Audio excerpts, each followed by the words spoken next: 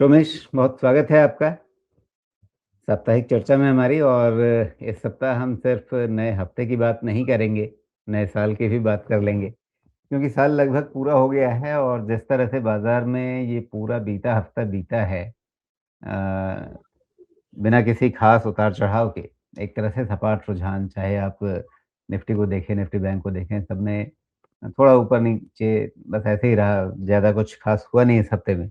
तो ऐसा लगता नहीं कि हफ्ते के इस साल के अंत तक, 31 दिसंबर तक, बाज़ार में कोई नया ट्रिगर बनेगा। तो साल की समीक्षा करने के लिए आज बढ़िया दिन है, शांत मिजाज से आप बड़े खुश मिजाज में दिख भी रहे हैं।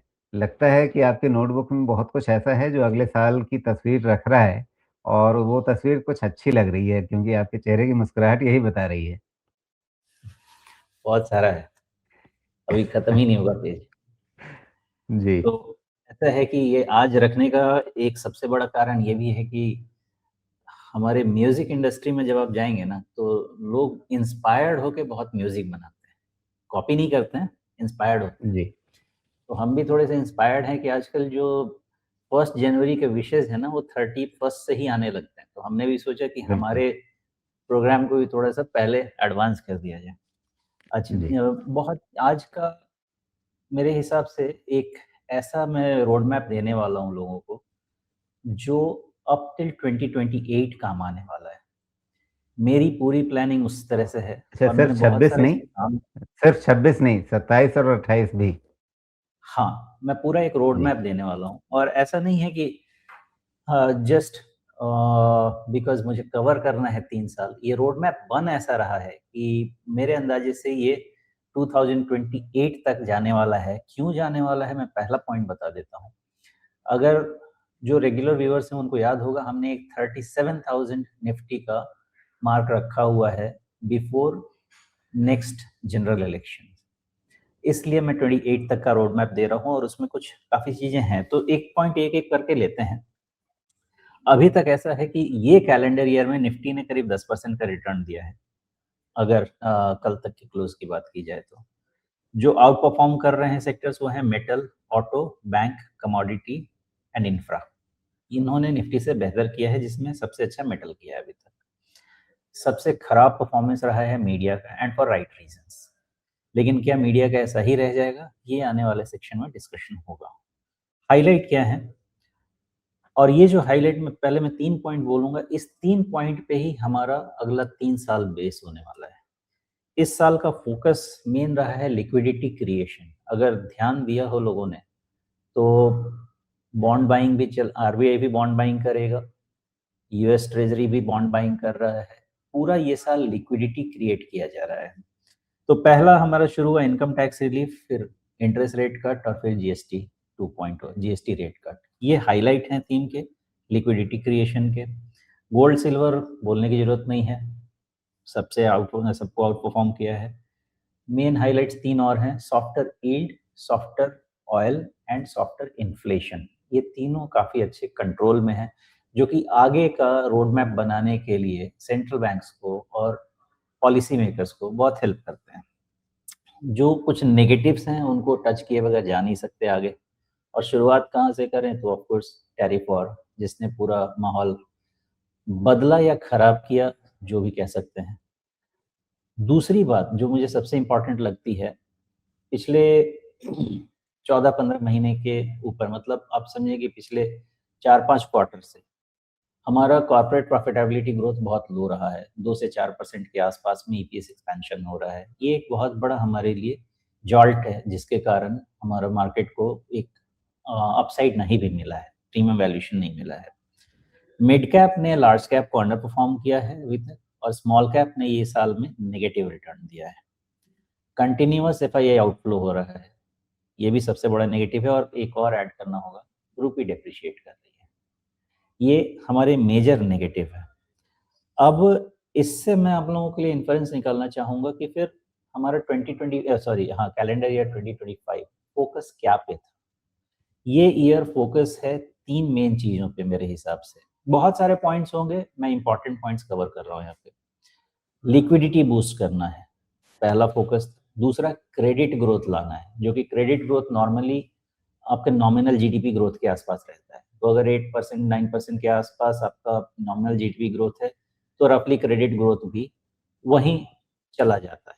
एक वो हमारे लिए नेगेटिव है जो कि अब इसको भी बूस्ट करने की जरूरत है, और कंजम्पशन को बूस्ट करना है जो हमारा 56-57% ऑफ जीडीपी कंपोनेंट है। ये तीन हमारा फोकस था पॉलिसी मेकर्स का, गवर्नमेंट का, सबका ये साल का। अब यही तीन फैक्टर जो है मेरे हिसाब से इन्होंने फाउंडेशन दिया है हमारे आने वाले समय में इकोनॉमिक ग्रोथ के लिए as well as capital market के भी ग्रोथ के लिए। नेक्स्ट पॉइंट जो मुझे कवर करना है वो समझिएगा, ये वैल्यूएशंस पे है। वैल्यूएशंस में एक जो मिथ चल रहा है कि बहुत एक्सपेंसिव वैल्यूएशन है, इसको हमें करंट सिनेरियो में रख के समझना है। तो अब हमारा सिनेरियो 3-4% वाले जीडीपी ग्रोथ का नहीं है, अब हमारा सिनेरियो $1.5 ट्रिलियन वाली इकोनॉमी का नहीं है, अब हमारा सिनेरियो है $4 trillion economy and 7% GDP growth, may be even higher nominal real rate.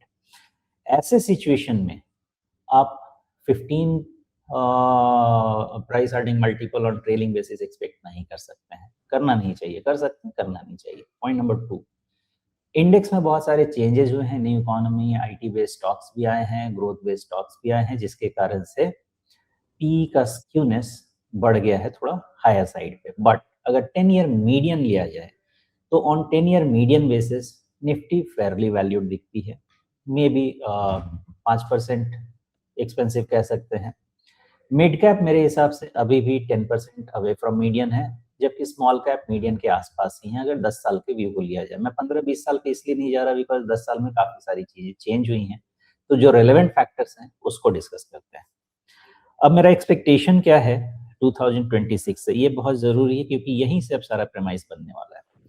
मेरा पहला एक्सपेक्टेशन ये है कि कॉर्पोरेट प्रॉफिटेबिलिटी जो अभी 2 से 4% थी, शायद slowly from next calendar year और नेक्स्ट फाइनेंशियल ईयर ये आपका 15% प्लस एक्सपैंड होना चाहिए। रीजन क्या है, एक तो आपका लोअर बेस भी है, प्रॉफिट ग्रोथ हुआ नहीं है, ईपीएस एक्सपेंशन हुआ नहीं है ज्यादा।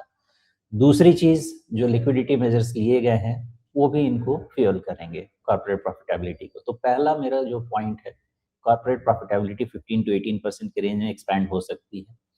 इन्फ्लेशन जो अभी तक बहुत बिनाइन है, ये हो सकता है कि लोअर बेस इफेक्ट के कारण इतना बिनाइन नहीं रहे, but still with in the tolerance range of RBI रहने के चांसेस हैं। बट थोड़ा हायर इन्फ्लेशन आरबीआई को भी चाहिए, गवर्नमेंट को भी चाहिए, इकोनॉमी को भी चाहिए, बिकॉज नॉमिनल ग्रोथ रेट उससे थोड़ा सा एक्सपैंड हो सकता है, बेटर हो सकता है, जिसके कारण गवर्नमेंट के टैक्स रेवेन्यू कलेक्शंस बेटर हो सकते हैं। नेक्स्ट है क्रेडिट ग्रोथ। देखिए हमारी इकोनॉमी कंजम्पशन की इकोनॉमी है और कंजम्पशन को बहुत ज़्यादा बूस्ट मिलता है जब हमारे क्रेडिट एक्सपैंड होता है, मतलब लोन ले सकते हैं लोग। लोन लेने के लिए ऐसा नहीं कि नहीं लिया जा सकता, लेकिन उसके बहुत सारे कंडीशंस होता है। अच्छा इकोनॉमिक फ्यूचर दिखना चाहिए, अफोर्डेबल इंटरेस्ट रेट होना चाहिए, बहुत कुछ होना चाहिए। तो क्रेडिट एक्सपेंशन मुझे लग रहा है कि जो होगा ये फिर हमको बीएफएसआई सेक्टर को और भी बेहतर बनाएगा। तो पहला पॉइंट ये था, कॉर्पोरेट प्रॉफिटेबिलिटी इंप्रूव होगी और उसके कारण आपको मुझे लगता है कि सॉफ्टवेयर इंटरेस्ट रेट रहेगा, इन्फ्लेशन सॉफ्टवेयर रहेगा, जिसके कारण से क्रेडिट ग्रोथ भी बेटर हो सकती है। और क्रेडिट ग्रोथ अगर बेटर होती है तो बीएफएसआई सेक्टर्स को यहाँ से बूस्ट मिलता है। और अगर बेटर क्रेडिट ग्रोथ होता है तो ये फिर ये कंजम्पशन को भी बूस्ट करेगा, कंजम्पशन को भी स्पर्क करेगा, कंजम्पशन भी यहाँ से अच्छा होना चाहिए। दूसरी, अब इसका अगला पॉइंट क्या लेते हैं, अगर कंजम्पशन इंप्रूव होता है तो मुझे लगता है कि ये हमको second half of CY calendar year 26 में इंप्रूवमेंट दिखनी चाहिए। अगर कंजम्पशन इंप्रूव होता है, इंटरेस्ट रेट अगर लो रहते हैं, तो ये क्या प्राइवेट केपेक्स ड्राइव कर सकते हैं जो अभी तक नहीं आए हैं? क्वेश्चन मार्क है, बट मेरा अपना ऐसा अंदाजा है कि सितंबर 26 के बाद इसकी असेसमेंट शुरू कर सकते हैं। पॉसिबली वहां से इसके चांसेस रहेंगे, बिकॉज अगर कंजम्पशन बूस्ट हुआ तो वहां से, और सॉफ्टवेयर इंटरेस्ट रेट बायस भी है, हो सकता है और भी हो, तो हो सकता है कि हमारा जो प्राइवेट केपेक्स नहीं आ रहा था वो second half of next financial से शुरुआत दिखे। And therefore, in anticipation of the above, all of the above, मेरा ऐसा अंदाजा है कि स्टॉक मार्केट में रैली शुरू होने वाली है 26 में एंटर करने के बाद। उसके बाद मेरा क्या अंदाजा है, कहीं ना कहीं निफ्टी कैलेंडर ईयर 26 या मे बी मार्च 27 तक 28,000 से 30,000 का मार्क अचीव कर लेना चाहिए। ये पहला मेरा अंदाजा है निफ्टी का। लेकिन इसमें एक कॉशन है, अब जब लिक्विडिटी मेजर्स इतने लिए गए हैं हमारे गवर्नमेंट ऑफ इंडिया और आरबीआई की तरफ से, तो देखिए ऐसा है कि ये जो कंजम्पशन का बेनिफिट होता है ना, ऐसा नहीं है कि 26 में शुरू होगा और 26 में खत्म हो जाएगा। गवर्नमेंट ने अगर केपेक्स 2020 में शुरू किया था पोस्ट कोविड, तो 2020 में खत्म नहीं हुआ, 2 साल 3 साल उसका असर चला। वैसे ही अगर कंजम्पशन को प्रमोट किया जा रहा है, तो ऐसा नहीं है कि 26 में कंजम्पशन आके छूमंतर खत्म हो जाएगा। कंजम्पशन एक बार ये आया तो ये भी 2 से 3 साल बेनिफिट करेगा, ऐसा मेरा अंदाजा है। और प्री इलेक्शन ईयर तक मुझे लगता है ये मेजर्स हेल्प करने चाहिए। इलेक्शन ईयर में क्यों नहीं करेगा वो भी हम डिस्कस करेंगे। अब इसके कारण जो मैं ये कह रहा हूँ कि ये जो कंजम्पशन मेजर्स लिए गए हैं, ये अगर 2 से 3 साल का ग्रोथ पाथ हमको दे सकते हैं, तो क्या निफ्टी 28-30 हजार का ही टारगेट पे खत्म हो जाएगा या हमको कुछ उसके बियॉन्ड देखना है? मेरे हिसाब से बाय मिड 28 और bye the end of 28 calendar year 28 Nifty 35,000 से 40,000 के रेंज तक की तैयारी कर लेगा, लेकिन एक ट्रांच में नहीं करेगा। कैसे उसके पाथ होने वाले हैं वो भी मैंने चॉकआउट किया है। इसमें सबसे इंपॉर्टेंट पॉइंट जिसके लिए बहुत क्वेश्चंस आते हैं, मेरे अंदाजे से मिड और स्मॉल कैप स्टॉक्स का समय आ रहा है, लेकिन इनका out performance second half of 26 से शुरू होना चाहिए, उसके पहले नहीं होगा। और एक बार शुरू हो गया तो ये काफी लंबे समय तक ये ट्रिगर रहने वाला है। और मे बी पिछले 6 महीने पहले अगर जाएंगे तो मैंने बोला था करीब 1 साल तक आपको लार्ज कैप का पैसा बनना चाहिए और उसके बाद मिड और स्मॉल कैप आउट परफॉर्म करेंगे और वो करते रहेंगे। वो टाइम आने वाला है, शिकायत नहीं मिलनी चाहिए। एंड देयरफॉर मैं जो टारगेट लेके चल रहा हूँ अब मिड कैप निफ्टी का, निफ्टी 100 इंडेक्स जो अभी राजीव जी ने लगाया हुआ है, मेरा अंदाजा है कि इसका कल्मिनेशन पॉइंट होगा 1,05,000 to 1,10,000 by the end of 2028। Accordingly small cap का जो कल्मिनेशन पॉइंट होगा 35,000 टू 40,000 का थोड़ा सा बड़ा रेंज रहेगा, बिकॉज स्मॉल कैप में फ्लक्चुएशन बहुत ज्यादा होते हैं। वहां पे ये फाइनली साइकिल अचीव करना चाहिए जो मेरे प्रोजेक्शंस में आ रहे हैं। साथ में सबसे जो सहायक इंडेक्स होता है निफ्टी के लिए, जो सबसे बड़ा हेल्प होता है, वो है बैंक इंडेक्स। वो मेरा अंदाजा है कि 85,000 प्लस बाई 2028 अचीव कर लेना चाहिए। ये चीजें अपने आप बार बार इस वीडियो को देख के नोट कर सकते हैं, इसके हिसाब से आप प्लानिंग कर सकते हैं। उससे इम्पोर्टेंट अब जो क्वेश्चन दे रहा हूँ उसका ध्यान रखिए, ये बहुत इंपॉर्टेंट है प्लानिंग के लिए। Just in case Nifty 28 to 30,000 अगले फाइनेंशियल या अगले कैलेंडर में हो जाती है या उससे पहले हो जाती है, बहुत चांसेस रहेगा कि मार्केट में एक्सट्रीम वॉलेटिलिटी फिर से क्रिएट हो और 10-10% वाले करेक्शन आपको निफ्टी में देखने को मिले 28-30 हजार जाने के बाद। एक्सट्रीम वॉलेटिलिटी क्रिएट करेगा, बट इससे फिर डरने की जरूरत नहीं। आप खरीदिए और 2028 तक का समय लीजिए, आपको ये बड़ा फायदा देगा। अब ये चीज है कि एक बार पूछा जा सकता है कि इसका बेसिस क्या है, इतने जो प्रमाइसेस बना रहे हैं। खैर बहुत सारे डेटा मैं देखता हूँ इकोनॉमी से लेके मार्केट तक। ये प्रमाइस शुरू होता है 2021 से, 2021 से जो रैली शुरू हुई, जो 2021 अक्टूबर में रैली खत्म हुई बाजार, जो शुरू हुई 2023 के जुलाई में फिर से नया बेस शुरू हुआ। करीब 18-20 महीने का हमारा पॉज रह गया। 2023 में जो रैली शुरू हुई 2024 के सितंबर में पीक, और उसके बाद वो रैली उसके बाद खत्म। उसके बाद हम कंसोलिडेशन में गए, करेक्शन में गए। लेकिन ध्यान ये रखेंगे कि यहाँ पे ये 1 साल में ही ये रैली इसलिए खत्म हो गई कि एक हमारा कॉर्पोरेट प्रॉफिटेबिलिटी ग्रोथ ही नहीं आया, ईपीएस एक्सपैंड नहीं हुआ, तो वैल्यूएशन एक्सपेंसिव हो गए। प्लस जो ग्लोबल टर्मोइल जो चल रहा था, जियोपॉलिटिकल टेंशन चल रहे थे, और जो टैरिफ वॉर हुआ, ये सब ने बहुत नेगेटिव इम्पैक्ट किया है, देयरफॉर ये 1 साल में खत्म हो गया।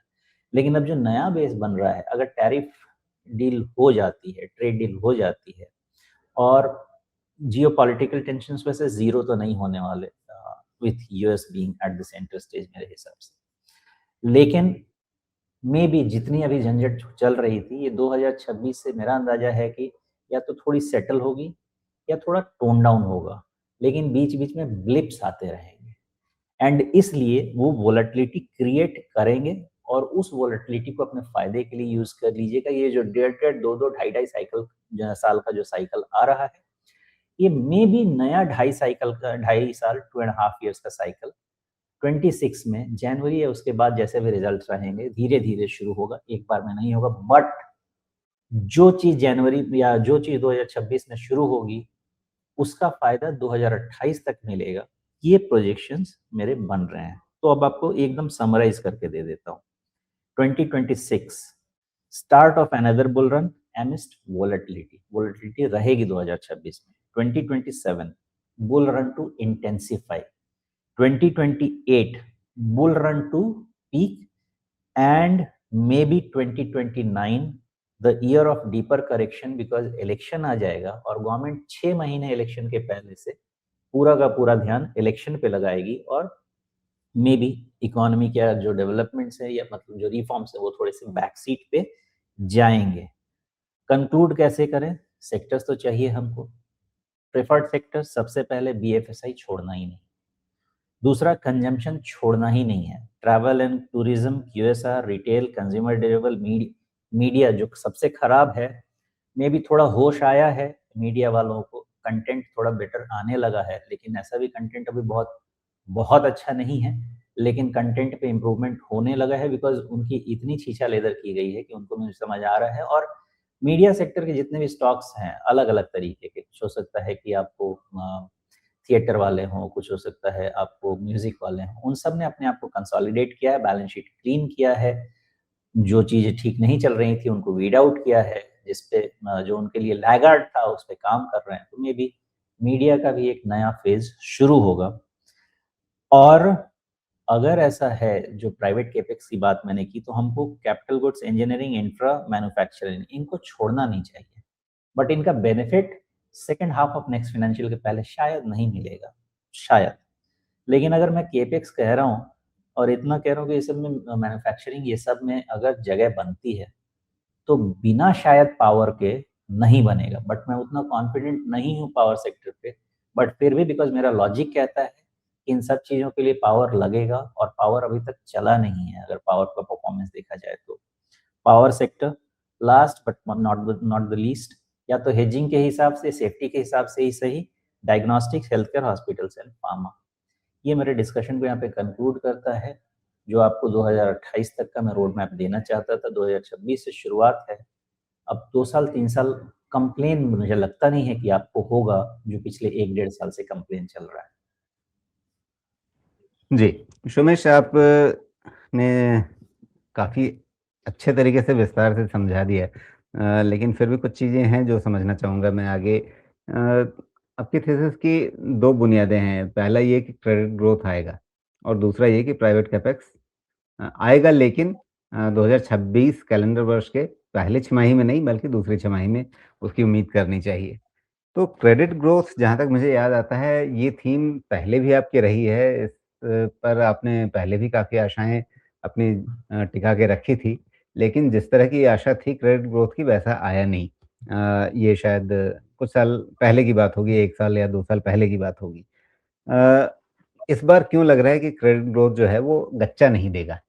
और दूसरे कैपेक्स ग्रोथ जो है, अगर वो पहली छमाही में नहीं आने वाला है उसका असर, या वो उभर कर के नहीं आने वाला है, तो क्या इसका मतलब ये है कि अभी आज की तारीख में जो कैपेक्स थीम है, उसके बदले कंजम्पशन पर ही ज़्यादा फ़ोकस रखना चाहिए और जब हम अगले साल के मध्य में पहुँचे, उस समय फिर पोर्टफ़ोलियो में थोड़ा चर्न करके कैपेक्स वाले शेयरों की तरफ ज़्यादा फ़ोकस करना चाहिए? जी राजू जी, पहले मैं क्रेडिट ग्रोथ वाले क्वेश्चन को एड्रेस करता हूँ। ये बिल्कुल सही है कि हम एंटिसिपेट कर रहे हैं लेकिन क्रेडिट ग्रोथ आ नहीं रहा है, and for right reasons. Reasons क्या हैं? पहला तो कॉर्पोरेट को ही बहुत ज़्यादा प्रॉफिटेबिलिटी नहीं है। दूसरी चीज़ क्या है, देखिए क्रेडिट ग्रोथ आने के लिए ना आपका एक तो इंटरेस्ट रेट थोड़ा-सा बेटर होना चाहिए, जो कि रेट कट शुरू हुआ है, लास्ट ईयर दिस ईयर शुरू हुआ है, लेकिन इसके पहले रेट्स हाई थे, इन्फ्लेशन हाई रहे हैं और टैरिफ वॉर जब शुरू हुआ ना, तो टैरिफ वॉर ने एक बहुत अनसर्टेन सिचुएशन कर दिया कि अगर टैरिफ वॉर है तो इन्फ्लेशन नीचे कैसे आ सकता है? और अगर इन्फ्लेशन नीचे नहीं आ सकता है तो रेट्स कैसे नीचे आ सकते हैं? और अगर रेट्स नीचे नहीं आएँगे तो हायर रेट पे बोरोइंग कौन करने वाला है? इस कारण से आपके क्रेडिट ग्रोथ हमारे प्रे करने के बावजूद भी क्रेडिट ग्रोथ आ ही नहीं पाया है। लेकिन अब जो चीज़ें सेटल डाउन हो रही हैं, मोस्टली अगर भारत को छोड़ दिया जाए तो बाकी जगहों पे तो जितना उनको ट्रेड डील करना था वो कर चुके हैं। इन्फ्लेशन का जितना एक्सपेक्टेशन था एटलीस्ट फॉर इंडिया, हम इतना कह सकते हैं कि इन्फ्लेशन तो हमारे रेंज के बहुत नीचे है। तो अब जो आपके पेडिग्री होने चाहिए, सॉफ्टर इन्फ्लेशन, थोड़ा-सा visibility on inflation and visibility on fluctuation of interest rate, ये हमारा बेटर है। तो अगर रेट्स कम हो रहे हैं, इन्फ्लेशन कम हो रहा है, रेट्स कट हो रहे हैं, तो ये क्रेडिट की अफोर्डेबिलिटी बढ़ाता है, जिसमें लग गया है आपका कंजम्पशन का तड़का। एंड देयरफॉर मेरा ऐसा अंदाजा है कि क्रेडिट ग्रोथ जो अभी 8-9% से बढ़ के आई थिंक 10-11% के रेंज में हो चुकी है, एक आपको ग्रीन शूट दिख रहा है, ये 12 से 15% तक तो एक्सपैंड होनी चाहिए 1 ईयर, 1 एंड हाफ ईयर के टाइम में। ध्यान रखिएगा, जब भी किसी चीज़ का एक्सपेंशन होता है तो ज़्यादा होता है, कॉन्ट्रैक्शन होता है तो ज़्यादा होता है। एक blip, I am not sure 2027 और उसके बाद, लेकिन एक ब्लिप क्रेडिट ग्रोथ आपका 18% तक भी जाके वापस आ सकता है। बट सस्टेनेबल रेंज मुझे लगता है 12 से 15% का इन रीज़न्स के कारण क्रेडिट ग्रोथ का आना चाहिए। दूसरा आपने जो पूछा ना राजीव जी, केपेक्स पे। देखिए, केपेक्स में बहुत सारे ऐसे स्टॉक्स हैं, जो बहुत लंबे समय से पिटे पड़े हैं।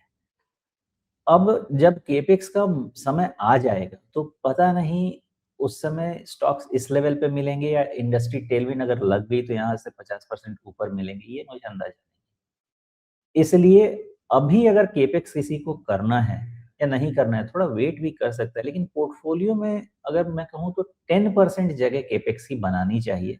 अगर आप 3 साल का व्यू ले सकते हैं तो, बिकॉज़ हो सकता है आपको यहाँ से 1 साल में कुछ खास रिटर्न नहीं मिले, 6 महीने में शायद नेगेटिव ही रिटर्न मिले। लेकिन साइकिल लगने के बाद मोस्टली ये फिर आपके 10-20% वाले रेंज से भागने शुरू हो सकते हैं। तो इंडिविजुअल कॉल है कि आप यहाँ से 1 साल वेट करना चाहते हैं लेके या नहीं। इनफैक्ट कंजम्पशन में भी ऐसा नहीं कि कल के कल ही लग जाने वाला है। अभी जो भी मिलेगा राइज़, वो मार्केट टेलविंड के कारण मिलेगा, मार्केट रिलेटेड मिलेगा। ये बड़े रिटर्न आपको आने के लिए अभी 1 से 2 क्वार्टर तो आराम से वेट करना होगा। पहले मिल गया तो बोनस है। इसीलिए केपेक्स की जो थीम है, अगर वेट कर सकते हैं, तो थोड़ा बहुत ज़रूर करके रखना चाहिए। ज़्यादा नहीं भी करें, 10-15% मैन्युफैक्चरिंग, कैपिटल गुड्स, इंजीनियरिंग, इन सब में करना चाहिए। जी। तो मतलब ये है कि अभी कैपेक्स थीम से एकदम बाहर नहीं रहना है, ये सोच कर के कि 6 महीने दूर है कहानी अभी वो। ठीक है, अब जो आपने बताया कि अब यहाँ सिर्फ़ 2026 की बात नहीं सोचनी है, 2028 तक की सोचनी है और उसमें निफ्टी 35,000 40,000 के बीच भी कहीं जा सकता है। आप 37,000 का आंकड़ा काफ़ी समय से लगातार बोलते रहे हैं, तो उससे थोड़ा ऊपर नीचे 35-40,000 का एक रेंज हो सकता है। लेकिन साथ में आपने सचेत किया कि ये मतलब कोई एक सीधी रेखा में चाल नहीं रहेगी। उतार-चढ़ाव रहेगा और 28-30 हज़ार तक जाने के बाद फिर से 10% के आसपास का करेक्शन हो सकता है। अब ये 28,000 से अगर 10% करेक्शन आया, तो अभी हम जहाँ हैं वहाँ से भी नीचे चले जाएँगे। 30,000 पे 10% करेक्शन आया, तो अभी जहाँ हैं वहाँ से 1000 पॉइंट ऊपर के आसपास कहीं पहुँचेंगे। तो अ, किस तरह से क्या ये एसआईपी वाला फ़ॉर्मूला चलेगा या आज की तारीख में अच्छे से निवेश करके लमसम अमाउंट डाल करके जो कुछ ब्रोकिंग घरानों का सूत्र है बाय राइट सिट टाइट उस तरीके से कि आज सही-सही चीज़ें खरीद लिया और फिर बैठेंगे आराम से 3 साल। क्या फ़ॉर्मूला चलेगा एसआईपी या खरीद करके बैठना? पहला चीज़ जो आपने एक चीज़ पूछा ना कि उम, उतार-चढ़ाव? सॉरी, हाँ, उतार-चढ़ाव में जो आपने पूछा कि जब गिरेगा 10% तब तो यहीं पे आ जाएगा, है ना? जी। ये बहुत इंपॉर्टेंट क्वेश्चन आपने पूछ दिया, इसको एड्रेस करने के लिए थोड़ा फ्लैशबैक में जाते हैं। यही वैल्यूएशन का प्ले आता है। अगर याद हो लोगों को तो मैं कभी भी 22,000 के नीचे की निफ्टी लेके नहीं जा पा रहा था। डिस्पाइट कि फरवरी में खून खराबा के अलावा कुछ नहीं चल रहा था। ये फरवरी था या मार्च था या कब था? एक तो जून में भी, हाँ, जून के बाद तो खून खराबा शुरू हो गया था। उसके बाद फरवरी, मार्च का महीना जो बहुत ही ज़्यादा खराब चल रहा था। कभी भी मैंने निफ्टी को 22,000 के नीचे सस्टेन होने का कोई भी कॉल नहीं लिया था। 22 का शायद 21,500 के आसपास, मुझे एग्जैक्ट याद नहीं है, वो आप ढूंढ लीजिए। रीजन मैं ग्रोथ के बेसिस पे वैल्यूएशन फैक्टर कर रहा था। अब एक और पॉइंट मैंने बोला था कि अगर निफ्टी 27,500 के ऊपर चली गई इसी फाइनेंशियल में, या मे बी फर्स्ट हाफ और मे बी दिसंबर, इस फाइनेंशियल के तक, दिसंबर तक, तो एक बड़ा करेक्शन हमको देखने को मिल सकता है, because we will be running ahead of time. यही थियरी मैं आगे लेके जाऊंगा। अगर 28,000, 28,500 तक निफ्टी गई तो शायद मैं 5% के करेक्शन से हैप्पी हूँ। लेकिन जो हमारे यहाँ जो होती है ना, हमारे यहाँ चीजें एक्सेस होती हैं, पता नहीं क्यों होता है, लेकिन हमारे यहाँ मतलब गिरना पड़ना भी वैसे ही चलता है और भागना भी वैसे ही चलता है, तो चीजें हमारे यहाँ एक्सेस होती हैं। लेकिन 30,000 अगर चला गया तो 10% से कम का करेक्शन का व्यू नहीं लेना है, बिकॉज वैल्यूएशन के अगेन टर्म में हम ज्यादा एक्सपेंसिव होते जाएंगे, और जितना हम स्ट्रेच होंगे विद इन वन फाइनेंशियल, अपना 10-15% प्रॉफिट ग्रोथ के हिसाब से 10-15% बढ़े, 28,500 के ऊपर एक्सपैंड हो, पॉसिबल है। लेकिन इसी फाइनेंशियल में अगर पहले ही हो गया, मान लीजिए जून तक ही हो गया या सितंबर तक ही हो गया, फिर हमको 6 महीना, 8 महीना वेट करना पड़ेगा, या 10% करेक्शन जी। देखना पड़ेगा। लेकिन वही चीज अगर मार्च 2027 तक होती है, फरवरी 2027 तक होती है, तो शायद उतना डीपर करेक्शन में हम नहीं जाएंगे, बिकॉज हम फिर 2028 का ईपीएस लेके चलेंगे। तो करेक्शन कितना होगा, मतलब नरमी कितनी आएगी, वो इस पर निर्भर करेगी कि हम कितनी जल्दी कितनी बड़ी तेजी हासिल करते हैं। उसी के अनुपात में फिर वो करेक्शन भी होगा। अगर समय लेकर के बढ़त आती है तो फिर करेक्शन हल्के रहेंगे। अगर जल्दी आ गया और ज़्यादा बड़ा उछाल आ गई तो फिर वो करेक्शन भी उसी हिसाब से तीखी होगी, बड़ी होगी। बिल्कुल। मतलब नरमी कितनी आएगी डिपेंड करता है कि गर्मी कितनी होती है इंडेक्स में। जी, ठीक है। तो फिर जो यहाँ पे साथ में आपने कहा कि मिड कैप और स्मॉल कैप का समय जो है वो भी आने वाला है 2026 की दूसरी छमाही से। तो जैसे मैंने कैपेक्स के मामले में पूछा था कि अगर 6 महीने बाद ही चाल शुरू होने वाली है तो उनमें पैसा भी 6 महीने बाद ही लगाएं क्या, या अभी से पकड़ना शुरू करना है? नहीं, आपने एक बहुत अच्छा बोला, मुझे वो चीज यूज कर लेना चाहिए था। तो स्मॉल कैप में आप एसआईपी मेथड चलते रहिए, लेकिन एसआईपी स्मॉल कैप और मिड कैप देखिए, आपको 6 महीना तो लार्ज कैप पहले अगर निकली जाता है 26,000, सॉरी कहाँ जाता है, 27,000, 28,000 के रेंज में, तो पहला रिटर्न तो आपको मिलने वाला है लार्ज कैप में, कमा लीजिए। लेकिन आपकी स्मॉल कैप और मिड कैप की एसआईपी चलाते रहिए, चाहे इंडिविजुअल स्टॉक आपको समझ में आता है हाई क्वालिटी, और कम से कम 5,000 मार्केट कैप या 8,000 मार्केट कैप, जिसमें लिक्विडिटी का कोई इशू नहीं है, भागना हो तो आप भाग सकें, ऐसा नहीं कि वहीं पे गिर जाएं। तो वैसे जगह में आप एसआईपी करते रहिए, थोड़ा थोड़ा खरीदते रहिए, बिकॉज जब स्मॉल कैप और मिड कैप चलते हैं तो आपको भी पता है अपर सर्किट पे चलता जी, ठीक है। बैंकिंग के लिए पूरा साल कैसा रहेगा? है।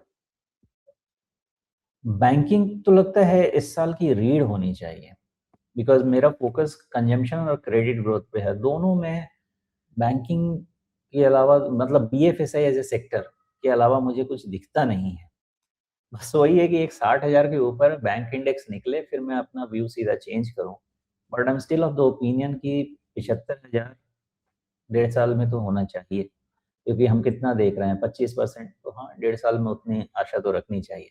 बट फिर भी, चूंकि मेरे पास तो एनालिसिस के मल्टीपल तरीके हैं ना, मैं फंडामेंटल हूँ ना टेक्निकल हूँ, मैं तो मल्टी फैक्टर मॉडल हूँ, तो उस हिसाब से 60,000 निकल जाने दीजिए। हम फिर से जैसा हम रट रहे थे निफ्टी बैंक 60,000, 60,000, फिर हम रटेंगे 75,000, और फिर हम रटेंगे 85,000। जी। तो निफ्टी बैंक में आगे नज़र रखेंगे 75,000 पे और फिर वो आ गया तो 85,000 की बात सोचेंगे। ठीक है।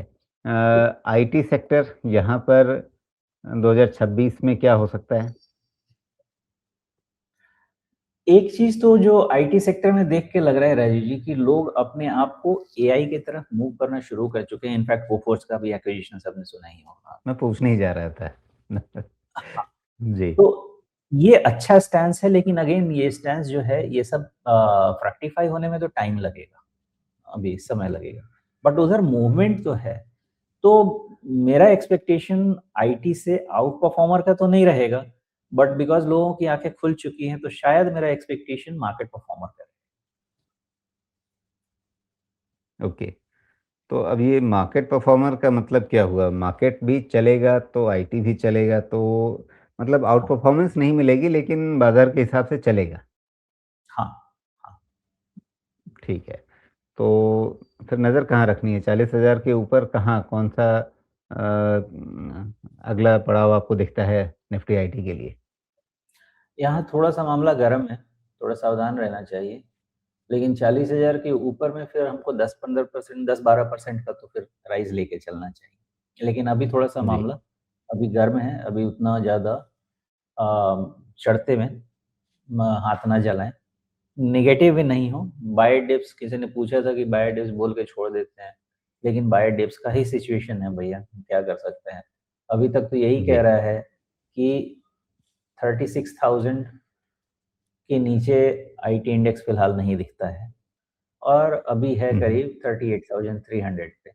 तो 36,000 के नीचे नहीं दिखता है तो मे बी 37,000 के आसपास अगर कभी है, तो वहाँ से आपका रिस्क मैनेजमेंट बेटर हो सकता है, रिस्क रिवार्ड बेटर हो सकता है। तो अपने-अपने तरीके से काम कीजिए, बट मैं तो हमेशा थोड़ा कंज़र्वेटिव चलता हूँ।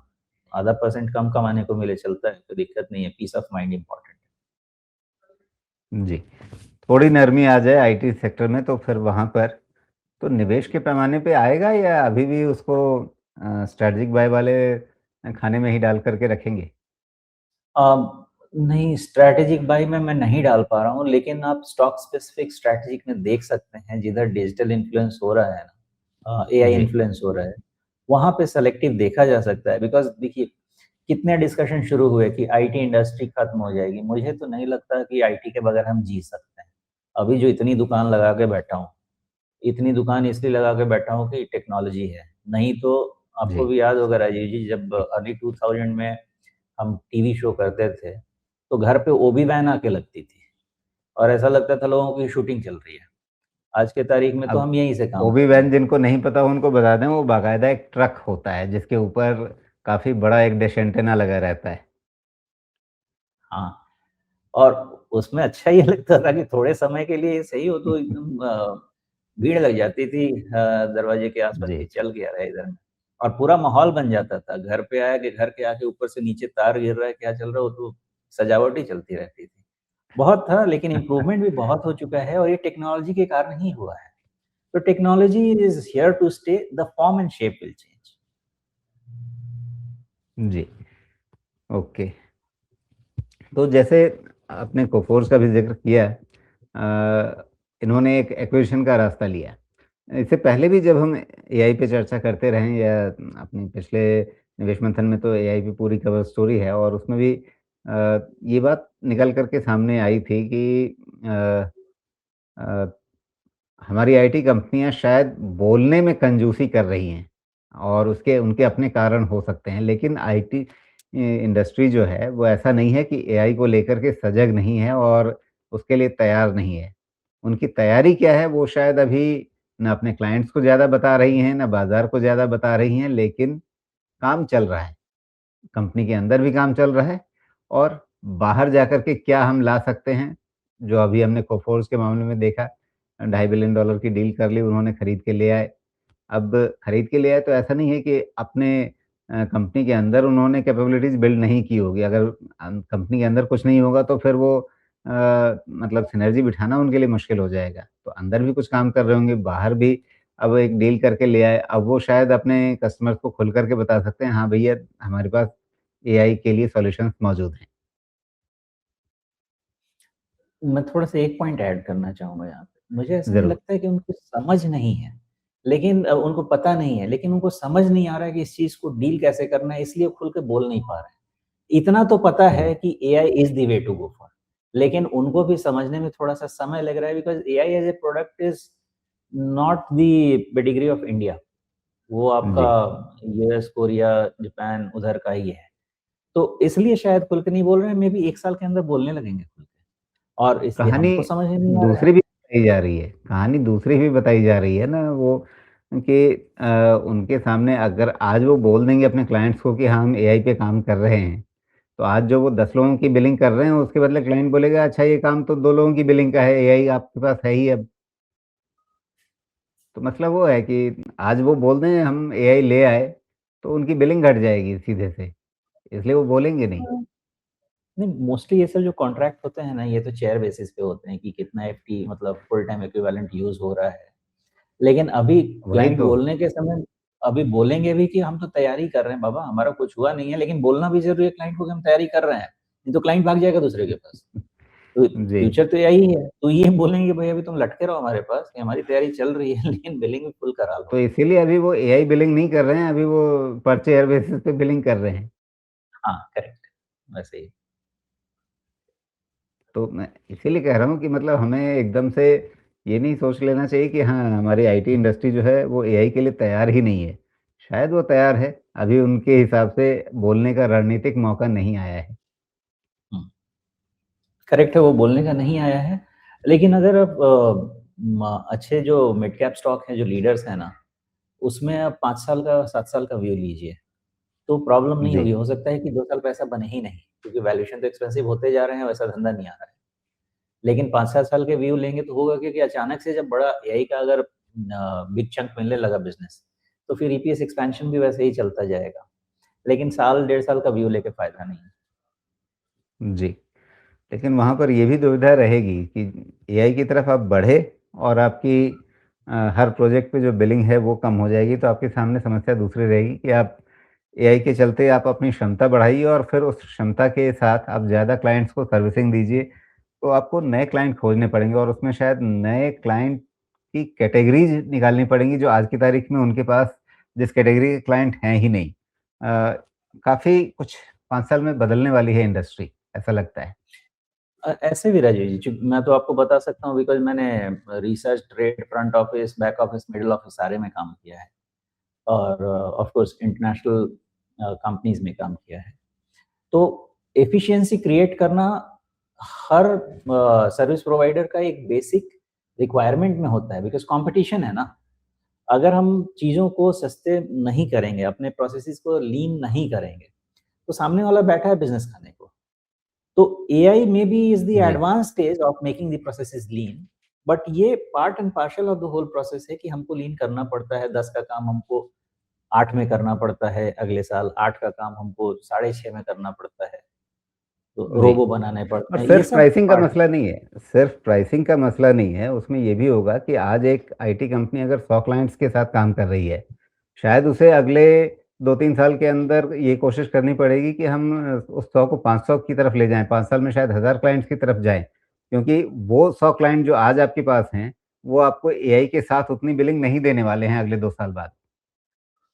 बिल्कुल तय बात है, आपके मार्जिन थिन होंगे, लेकिन आपको वॉल्यूम बढ़ाना पड़ेगा और ये तय बात जी। है, ये होगा। तो क्लाइंट बढ़ाने पड़ेंगे, एक क्लाइंट्स के लिए आप जितना काम कर रहे हैं, उस काम की क्वांटिटी बढ़ानी होगी। अपने क्लाइंट्स नए खोजने पड़ेंगे, संख्या जो है वो कई गुना करनी पड़ सकती है, पड़ेगी। खैर, तो ये तो मोटा-मोटा साल भर का लेखा-जोखा हमने देख समझ लिया। अब ये बताइए सुमेश कि यहाँ से अ, अगले हफ्ते की क्या स्थिति रहेगी? अ, ये हफ्ता चूँकि साल के अंत का है, तो जैसा बीता हफ्ता गया है वैसा ही सपाट ठंडा-ठंडा रहेगा जैसे हम यहाँ दिल्ली वाले रज़ाई में दुबके हुए हैं वैसे ही सेंसेक्स निफ्टी भी रज़ाई में दुबके रहेंगे या फिर कुछ गर्मी आएगी कुछ फुलझड़ियाँ, कुछ पटाखे छूटेंगे? नहीं, मुझे लग नहीं रहा है कि बहुत ज़्यादा गर्मी आने वाली है। 3 दिन ही बचा है हमारे पास। जी। 31st का अगर थोड़ा बहुत नैव मेंटेनेंस वगैरह अगर चलेगा उस केस में कुछ खींचे तो अलग बात है, बट अच्छा, इसको अदरवाइज़ थोड़ा समझाइए लगेगा। क्या बोल रहे आप? अब ईयर एंड क्लोजिंग होती है तो अगर पोर्टफोलियो का वैल्यूएशन अगर बेटर हो जाता है, तो स्टार्टिंग वैल्यू और एंडिंग वैल्यू ये दोनों का डिफरेंस अगर बेटर हो जाता है तो एक बेटर नोशनल रिटर्न, जो कि बुक तो नहीं कहेंगे, नोशनल रिटर्न जो कि बुक नहीं किया गया है, जो बुक पे पेपर पे रिटर्न दिख रहा है, वो बेटर दिखने लगता है। और किसको? रिपोर्टिंग या तो ईयर एंड की होती है या फाइनेंशियल ईयर एंड की होती है। इसलिए वहाँ पे थोड़ा-सा हमारा चेहरा अच्छा दिखे, इसलिए थोड़ा-सा उसकी किसका चेहरा? खरीदारी हो। किसका फंड्स, चेहरा? Mutual funds, mainly mutual funds, hedge funds, जी। जिनकी रिपोर्टिंग होती है। ओके। तो हमारे म्यूचुअल फंड तो ज़्यादातर फाइनेंशियल ईयर बेसिस पे चलते हैं। हाँ, हमारे चलते हैं लेकिन ग्लोबली कैलेंडर ईयर भी फ़ॉलो किया जाता है ना बहुत जगह। तो जी। अगर ग्लोबल बाइंग होगी तो उसका थोड़ा-सा छींटा हमारे यहाँ भी पड़ेगा। तो जितने एफआईआई हैं लगातार बेचे जा रहे हैं, वो सोचेंगे कि हमने इतना बेचा है फिर भी कम से कम साल भर का रिटर्न अपने निवेशकों के लिए जो उनके यहाँ पैसा लगाते हैं, उनके लिए वो दिखाना चाहेंगे कि हमने साल भर में ठीक कमा के दिया है, बावजूद इसके कि साल भर बेचते रहे यहाँ पे। हाँ, तो वैसे भी अगर देखा जाए तो कैलेंडर ईयर बेसिस पे निफ्टी को 10% तो आप पॉजिटिव ही देख रहे हैं। तो जो निफ्टी रिलेटेड स्टॉक्स में काम करते होंगे, उनको तो पॉजिटिव ही दिखेगा। तो 10 को हो सकता है कि 12 करें। लेकिन ऐसा भी नहीं है कि 10 का 15 दिखाने में बहुत इंटरेस्ट रहेगा, फिर उनका कॉस्ट बढ़ जाएगा इस लेवल पे खरीदने का। तो ज़्यादा कुछ नहीं होगा, 1-2% ऊपर-नीचे बाज़ार। जी। हाँ, लेकिन वो बिल्कुल आखिर में ही करते हैं क्या? दिसंबर से शुरू कर लेना चाहिए था उनको अगर यही टारगेट था तो। नहीं तो हो एक्चुअली अगर जेन्युइन रहे तब ना, मार्केट में रैली नहीं है। तो मार्केट में जब जी। रैली नहीं है तो पहले खरीद के फिर वही है कि फिर रिसोर्सेज़ वेस्ट कर देंगे ना आप। रिसोर्सेज़ हुँ, यूज़ तब करना है जब उसकी ज़रूरत हो, और उसकी ज़रूरत पड़ेगी 30 और 31 दिसंबर, तो मेबी उस दिन रिसोर्सेज़ यूज़ हों। ठीक है। हाँ, लेकिन आप 2% बढ़ा लेंगे उससे ख़ैर हमारे निवेशकों का क्या भला हो जाएगा। हाँ, ओके। नहीं, हमारे निवेशकों तो एक चीज़ ध्यान रख लीजिए कि अब यहाँ से भला शुरू हो चुका है मेरा अंदाज़ा, और ये भला होता रहेगा। जितना अभी तक जितनी अभी तक शिकायतें चली हैं ना, ये दूर होंगी, और अच्छी बात हमारे में यही है जो मैं हमेशा कहता हूँ, हमारी मेमोरी बहुत छोटी है, हम भूल जाते हैं। अच्छी बातें भी भूल जाते हैं, बुरी बातें भी भूल जाते हैं। समय तो आ रहा है, देखें जी, आगे क्या होता है। तो नए साल में ऊपर कहाँ देखना है, नीचे कहाँ देखना है निफ्टी 50 में? टारगेट मैं 27,500 का लेके चल रहा हूँ, जो मेरा पहला जी। टारगेट होगा इवैल्यूएशन का। बाकी बीच में देखा जाए तो क्लोज़ टू सर, 27,000, अगले हफ्ते क्योंकि की एक पूछ साइड। रहा हूँ। ओह! अच्छा, अगला हफ्ता तो टारगेट यही लेके चलें कि अगला हफ्ता में पिछले हफ्ते का भी डिस्कशन अगर इंक्लूड कर दिया जाए, तो एक जो गैप फॉर्मेशन का डिस्कशन मैंने किया था, वो ऑलमोस्ट कवर हो गया ना। गैप कहाँ था? 25,993, और अभी का लो है 26,000। तो ऑलमोस्ट आप समझिए कि गैप कवर हो गया, 20 डीएमए के आसपास ही है। तो अभी यहाँ पे बेस रह जाएगा। शायद बेस यहाँ से थोड़ा-सा नीचे हो सकता है कि 25,950 की तरफ रह जाए, और फिर अपसाइड भी आपकी अभी कैप रहेगी 26,300 से 500 के रेंज में। तो अगले हफ्ता में 26,500 के ऊपर तो नहीं जा रहा। एक trend line support, trend line resistance भी है वहाँ पे। वो कहाँ पड़ रहा है? एक बारी देखने की कोशिश करते हैं।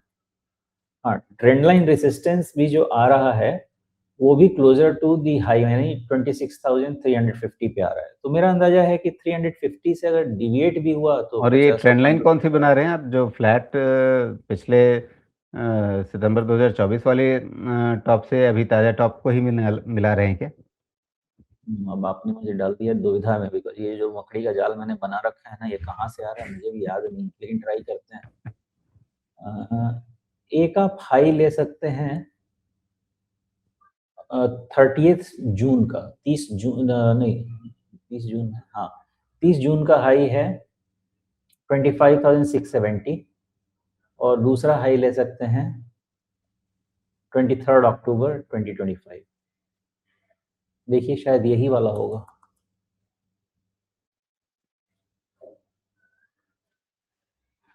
हाँ, ठीक है, चलेगा। ओके, ठीक है। तो बेसिकली अगर आप सितंबर 2024 को भी लें, तो वो लगभग सपाट ट्रेंड लाइन सी बनेगी। अ, उसमें अगर आप ताज़ा इस लेवल को लें। हम्म। हाँ, तो जो जहाँ से ओपन होके गिरा था ना, कौन सा दिन, जी। सॉरी, ये जो कैंडल है 1 दिसंबर की, ये इम्पॉर्टेंट है। वैसे मेरी थियरी में तो अभी तक तो इतना लोगों को समझ में आ गया होगा कि 26,200 के ऊपर क्लोज हुआ तो मैं पॉजिटिव होने वाला हूँ, बट इंट्राडे बेसिस पे ज़रूरी है कि आप ये 26,325 वाला पॉइंट को निकालें। जी। थियरी है। आएगी, आनी है। जी।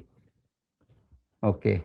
लेकिन जो आपने बात कही ना कि आप सिर्फ वो मत देखिए कि आपके गोल्ड ईटीएफ में कितना है या बाकी तरीके से आपने इन्वेस्टमेंट कितना कर रखा है, फिजिकल में अगर बार वगैरह है तो आप ये भी देखिए कि आपके घर में गहने कितने पड़े हैं। लेकिन यही सवाल मैंने एक म्यूचुअल फंड के सीईओ से पूछा था। उन्होंने कहा कि नहीं, आप सिर्फ फाइनेंशियल इन्वेस्टमेंट जो आपने सोना चांदी में कर रखा है, आप सिर्फ सिर्फ उसी को गिनिए, क्योंकि घर में जो सोना पड़ा हुआ है वो कभी आपका बिकने के लिए नहीं आने वाला है। आप उसमें ट्रेड नहीं करते, आप उसमें एक्सपोज़र घटाते बढ़ाते नहीं हैं। वो आपको जब खरीदना है तो खरीदना ही है, और एक बार खरीद लिया तो फिर बेचना नहीं है। मैं तो नहीं समझता कि फाइनेंशियल एसेट नहीं है राजीव जी। अगर मैंने वो सोना खरीदा है तो पैसा दे के ही खरीदा है।